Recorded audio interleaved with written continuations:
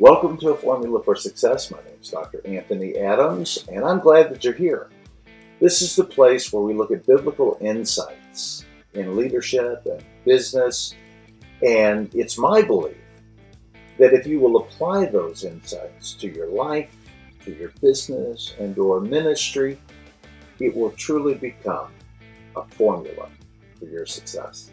Well, today we're going to be talking about a very unique theory. And this theory was actually developed for criminology, but I think it's applicable to business and leadership. So we're going to be discussing that. The theory that I'm talking about is the broken windows theory. And we're going to be talking about today broken windows and leadership effectiveness. Now, you're saying, well, what in the world is broken windows? Well, we're going to discuss that in detail, but if you have ever watched the little crime drama series with Tom Selleck, Blue Bloods, you have probably heard him mention and talk about broken windows. If you remember when Mayor Rudy Giuliani was mayor of New York City, he implemented the broken windows theory. And I might add, by the way, with a great deal of success.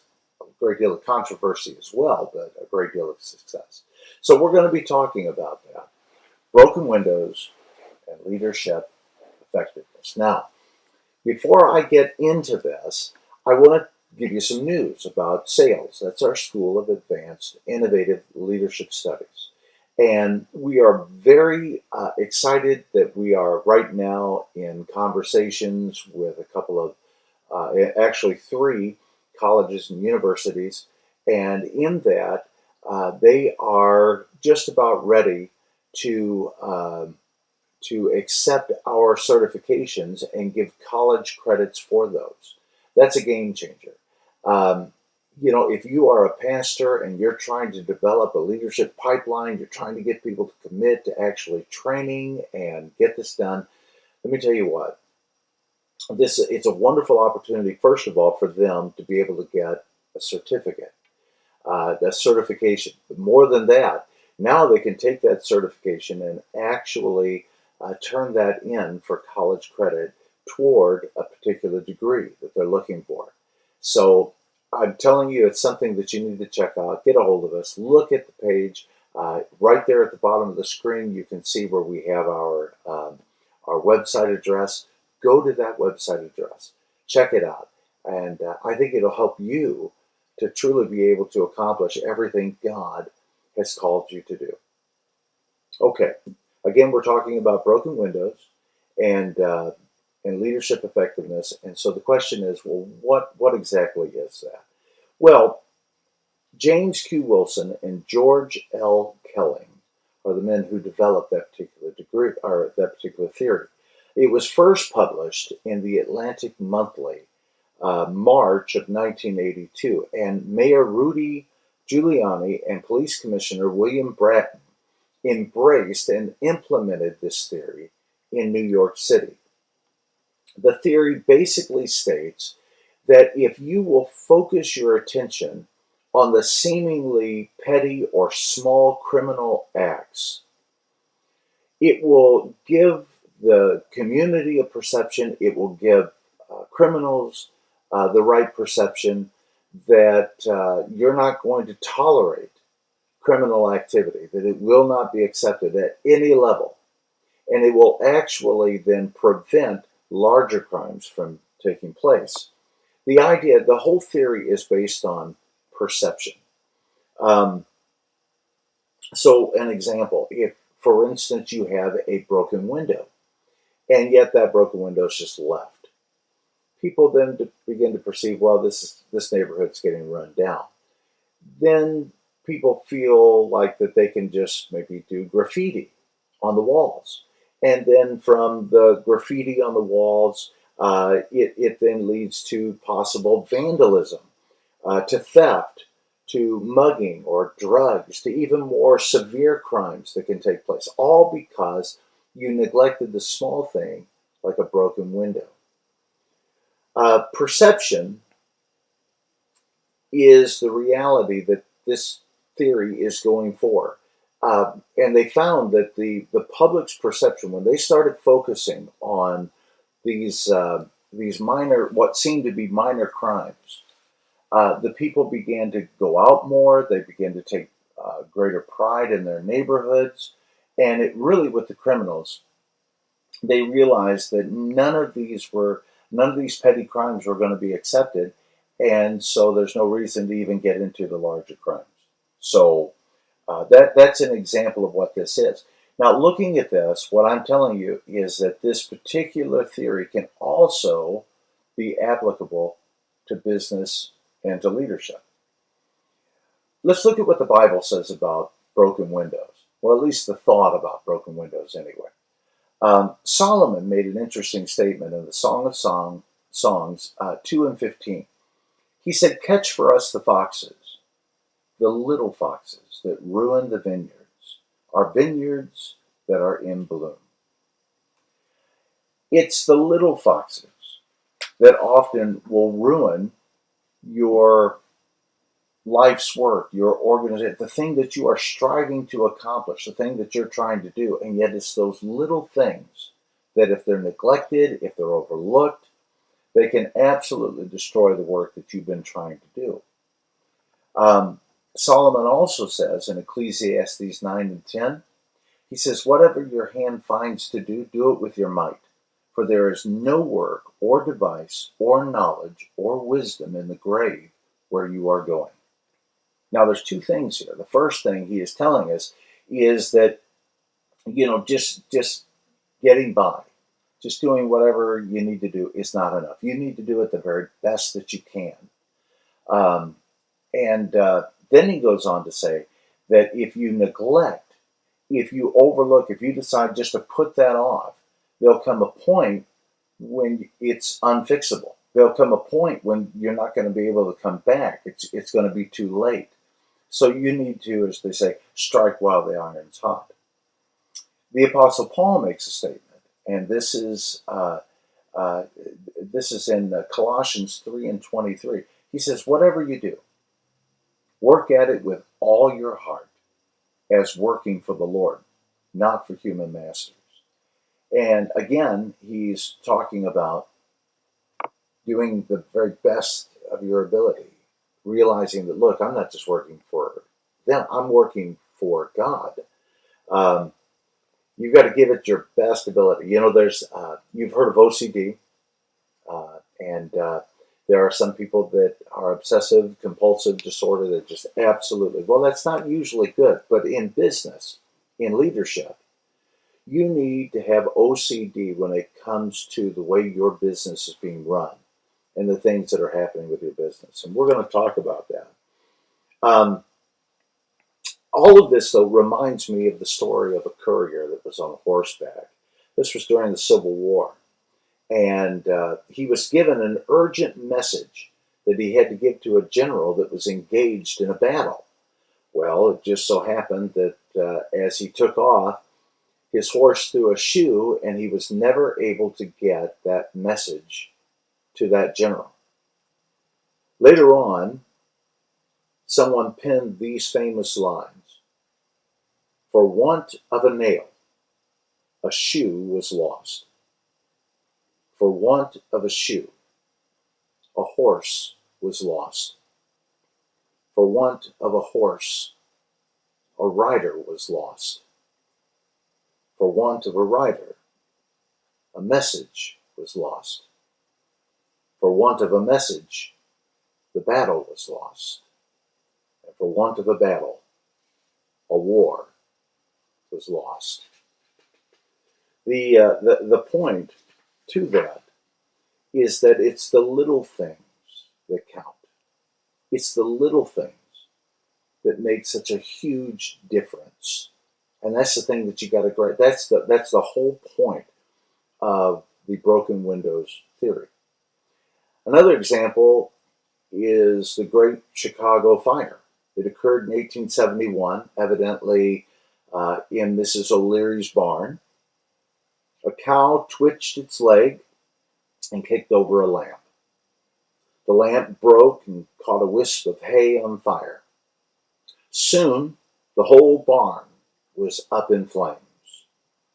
Then the fire spread from the barn to neighboring homes, to neighboring businesses, until the entire city was consumed.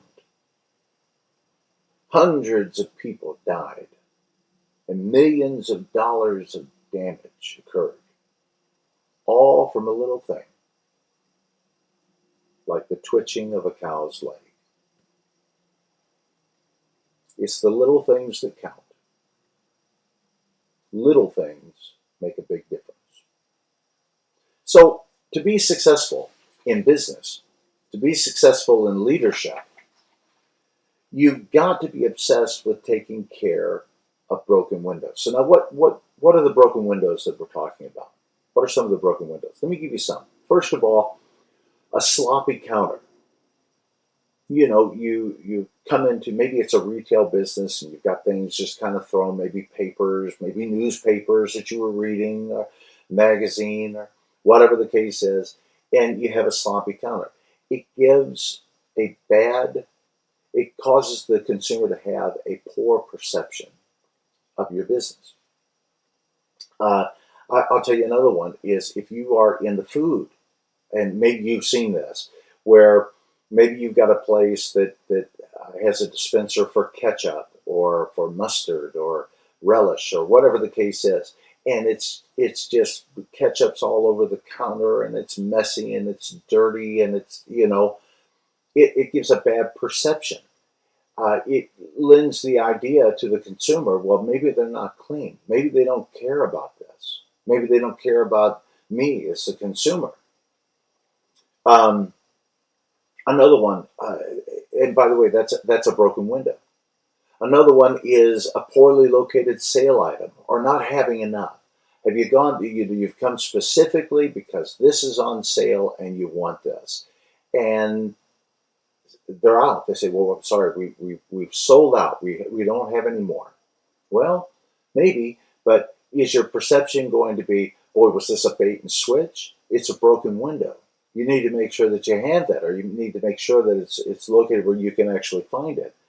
Um, Here's one: problems or difficulties with your online platform and ordering system. You're trying to order an item, and they take you through so many hoops, or you have to do so many things.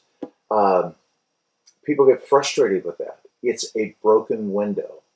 It leads to a bad perception. Here's a big one. In fact, McDonald's had a real problem with this, and then they went through a revamping. But it was, in fact, I think that was in the 80s, and it was killing their business. And it was dirty bathrooms. How many times have you gone into a restaurant, a fast food restaurant, or even whatever it happened to be, a retail restaurant, and the bathroom was dirty? I got to tell you, we travel, and when we travel, a lot of times we will go to a little place called Buc-ee's. Many of you have been to Buc-ee's. Maybe you like Buc-ee's. We like Buc-ee's. And I'm telling you, they are OCD when it comes to their bathrooms. I mean, I have never been to a Buc-ee's yet that there was not someone in there that was in charge of cleaning that bathroom and making sure that it was clean. They were wiping counters, they were mopping the floors, they were checking stalls, they were making sure that bathroom was pristine. But I've been to some bathrooms that I'm telling you, it'd make you want to turn and run. Uh, Bad perception. It is a broken window. Let me give you another one. And I know I'm giving you a lot, but these are just some things. Not responding to text or to emails. In the collegiate realm, we said, in fact, I write curriculum and I've developed programs. I've headed up departments in the collegiate realm. And I can tell you that we always try to have a rule of thumb. By the way, most collegiate departments have this, where that you need to respond to an email or to a text within 24 hours. And I usually tell my staff and I tell my instructors, that's the max. You really need to respond sooner than that, because you've got people that are needing an answer. They're stressed out about what's going to happen, where they're going to go. And it's a terrible thing when you send the email or you give a text or you make a phone call and you don't get any kind of response. It leads to a poor perception on the part of the consumer or on the part of your parishioner if you happen to be in ministry. It's a broken window. Let me give you another one. Customer wait times while on hold. And especially, and I'll tell you one of them that is so irritating. First of all, they all have that same music. Oh, it's horrible. But not only that, but then you have this idea where like for instance, we've called a pharmaceutical, well, I'll just say Walgreens, and you call Walgreens and you want to talk to the pharmacist. And it's like that you got to beg and plead to get to the pharmacist. You got to find out the code. How do I get to the pharmacist? How do I get to them? And they want to say, well, we can help you. We can do this. And it's nobody except this automated system. And you're dying to talk to somebody who's alive, somebody who's human. And it really becomes irritating. It is a broken window. But the worst broken window is bad customer service. This is when you have somebody who has an attitude, somebody who says, you know what, I'm doing you a favor just by taking your order. And they don't smile. They don't act like they're so happy to see you. They don't act like they appreciate your business. And if there is a problem with your order, a problem with your purchase, and you try to talk to them, they want to immediately cop an attitude, and they want to immediately act like you're the one to blame, you're at fault. It's a huge broken window. And I have seen in some shops a sign, and I'm going to encourage you to ditch this sign just as quick as after you hear this, you need to run to your counter, to your place of business and get rid of this. And that sign says, we will not tolerate our customer or our employees being berated by our customers. And so,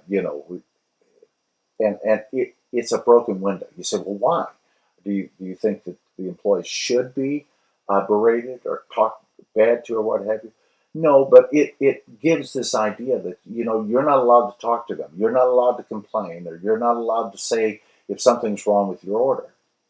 Let me give you something that I think will be a help to you here. This is the Technical Assistance Research Programs in Washington, D.C. They found that most customers won't complain to management. Now, I find that's very interesting in and of itself. They won't complain if something goes wrong with the purchase. However, they will tell 9 to 16 people about their bad experience. Now imagine that. You've had a bad experience, you've had something that happened through poor customer service, and then they're going to leave there upset, and they're going to tell 9 to 16 people. And here it is, 13% will tell more than 20 people. Now let me give you one even more. You know what we have today? We have reviews.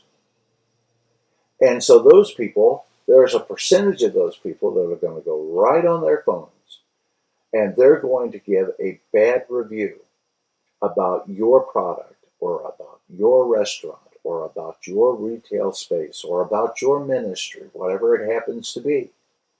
And suddenly that 20 people that person is telling personally, suddenly now they're influencing hundreds of people, maybe even thousands of people.